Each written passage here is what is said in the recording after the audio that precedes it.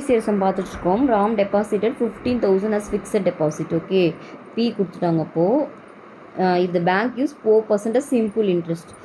ஆறும் கொடுத்துட்டாங்க, simple இன்ட்ரெஸ்ட்டும் mention பண்ணிட்டாங்க. After 73 days how much total amount will get. உங்களை என்ன கேட்குறாங்கன்னா ஐ எவ்வளோன்னு கேட்குறாங்க. ஓகேவா, அதாவது ஏ கேட்குறாங்க. ஓகே, அப்போ ஐ கண்டுபிடிச்சிட்டு நம்ம ஏ கண்டுபிடிச்சிக்கலாம். பட் இங்கே வந்து பார்த்திங்கன்னா எப்பயுமே வந்து தனி வட்டிக்கு ஃபார்முலாவில் இயர்ஸில் போடுவோம். ஆனால் இவங்க டேட்டில் கொடுத்துருக்காங்க. அப்போ நம்ம எது கொடுத்தாலுமே இயர்ஸ்க்கு மாற்றிக்கணும். இப்போ டேஸில் கொடுத்துருக்காங்களா, நம்மளுக்கு தெரியும் 365 days வந்து 1 year. கரெக்டாக 1 year. இப்போ நான் இதை எது கொடுத்தாலுமே நம்ம இயரில் கன்வெர்ட் பண்ணிடணும். அப்போ 1 day வந்து என்ன ஆகும், 1/36 இயர்ஸ்ன்னு வரும். கரெக்டாக அப்போது 1 டேக்கு வந்தால் நம்ம 1/365 போடணும். இங்கே எத்தனை டே இருக்குது, 73 டே இருக்குது. இப்போ ரெண்டு சைடு 73 மல்டிப்ளை பண்ணுங்கள்.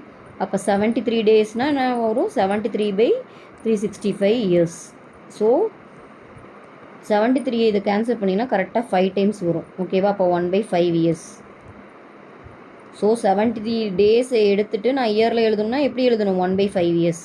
ஸோ நம்ம ஃபார்முலாவில் இயர்ஸில் போட்டு தான் போடணும். அப்போ 1/5 தான் நம்ம சப்ஸ்டியூட் பண்ணணும். ஸோ எனக்கு ஐக்கு ஃபார்முலா தெரியும், PNR/100. கரெக்டாக பி எவ்வளோ, 15,000. என்ன இயர்ஸில் நம்ம கன்வெர்ட் பண்ணிட்டோம் அதுதான் போடணும், 1/5. ஆறு வந்து பார்த்திங்கன்னா 4/100.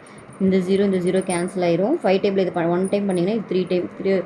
அப்போது 13 வருது. மல்டிப்ளை பண்ணிங்கன்னா 3 × 4 12 120. சரியா, ஸோ நான் ஐ கண்டுபிடிச்சிட்டேன். அப்போது அமௌண்ட்டு தான் கேட்குறாங்க, ஏ தான் கேட்குறாங்க. ஏன்னா நம்மளுக்கு தெரியும் P + I. அப்போது அதை வந்து அசலோடு கூட்டணும். அசல் இங்கே எவ்வளோன்னு பார்த்தீங்கன்னா 15,000 + ஒரு 120னா 15,120. ஓகேவா, 15,120 தான் இந்த சம்மோட ஆன்சர். ஓகேவா.